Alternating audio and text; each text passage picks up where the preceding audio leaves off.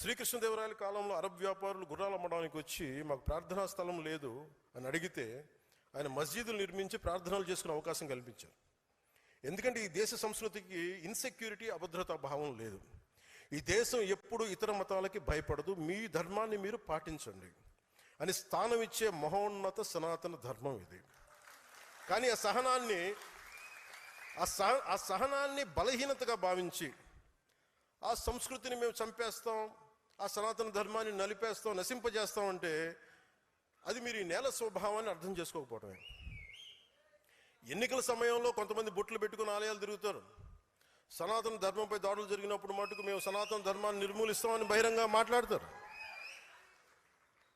ఎవరైనా అంటే మీరు ఎన్నికల సమయంలో అసలు ఒక్కరు మాట్లాడరు, అప్పుడు మాట్లాడరు సనాతన ధర్మం గురించి, ఎందుకంటే ఓట్లు పోతాయి. అయిపోగానే మొత్తం పదవుల్లోకి వెళ్ళిపోయి అసెంబ్లీలోకి వెళ్ళగానే ఇప్పుడు మాట్లాడతారు మళ్ళీ. లేదు, సనాతన ధర్మం అనేది వేల ఏళ్ల నాగరికత. అది